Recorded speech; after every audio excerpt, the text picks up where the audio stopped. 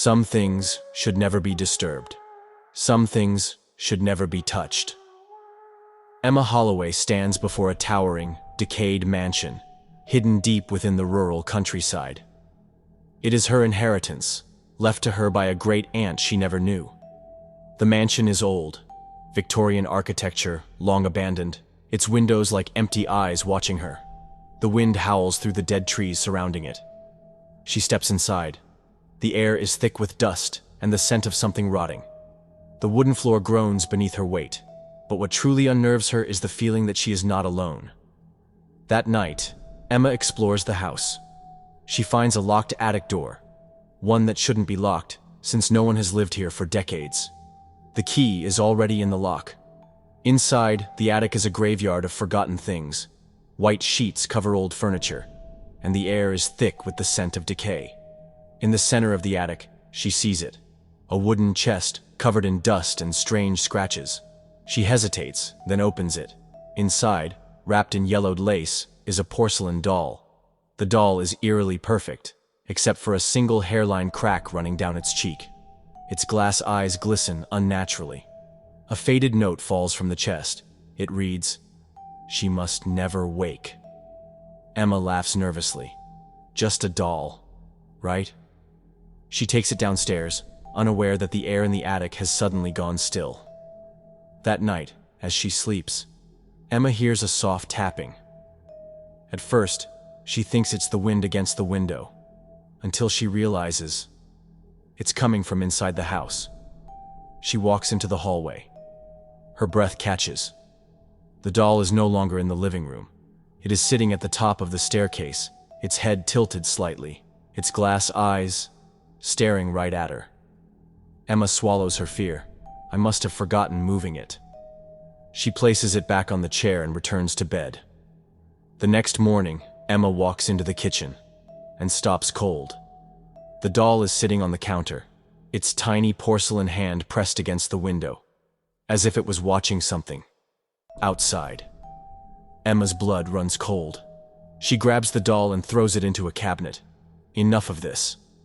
That night, Emma dreams of a little girl in a Victorian dress, standing in the attic, whispering her name. She wakes to soft giggling. Her body goes rigid. She turns her head. The doll is sitting on her bed, its lips parted, as if it had just spoken. Emma screams. Emma researches the house. The doll belonged to Eleanor Blackwood, a little girl who died mysteriously in the mansion over a century ago. Rumors said her soul was trapped in the doll. Every previous owner of the house had either disappeared or went mad. That night, the doll whispers her name. From the shadows of the room, something moves, something small, something that giggles. Emma decides to burn the doll. She throws it into the fireplace, but the flames die instantly.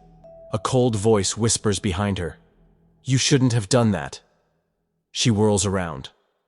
The doll is standing upright on the mantelpiece, its cracked face illuminated by dying embers.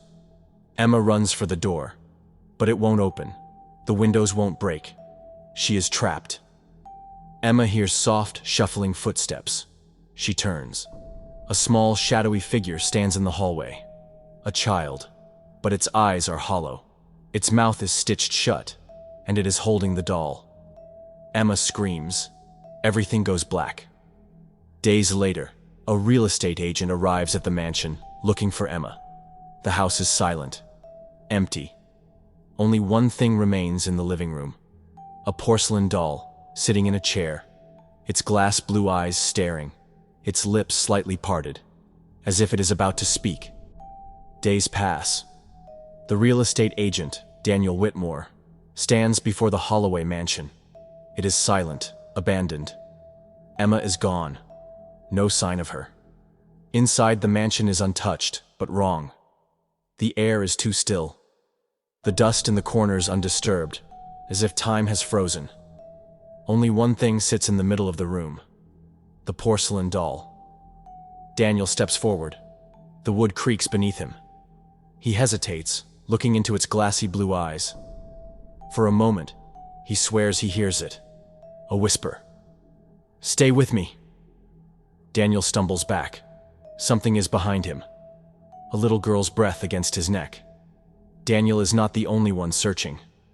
A reporter, Vanessa Crowley, is investigating a pattern. The Holloway mansion is not just another haunted house. The last 5 owners have vanished. In 1912, the entire Blackwood family disappeared overnight. Every case has one thing in common: a single porcelain doll, always found sitting in the center of the house after the owner disappears. But there's more. The doll has existed for longer than records can trace. It was not made, it was found, buried beneath the house's foundation, centuries before it was even built. Vanessa arrives at the mansion at dusk. She steps inside, her flashlight cutting through the dark. The house is dead silent. But then, she hears it. A soft giggle. Her light flickers. The doll is on the staircase. She swears it wasn't there before. Then, footsteps above. Not human ones. Small, fast, skittering. Something is in the walls. Something that breathes. Vanessa finds an ancient, rotting tapestry in the attic. A depiction of a forgotten ritual. It shows figures in robes, kneeling before a cracked porcelain idol. Eyes gouged out, mouths stitched shut. And at the center of the tapestry, the doll. The exact doll that sits downstairs. Its crack in the same place. Its blue eyes, unnatural and knowing. The air grows thick. The shadows move on their own. Vanessa turns, and the doll is right there. Its lips move. No sound comes out. But inside Vanessa's mind, she hears it. "Let me out." Her nose begins to bleed. The walls around her ripple. Reality is bending. The doll is not just a doll, it is a prison. For something ancient, something that should never be freed.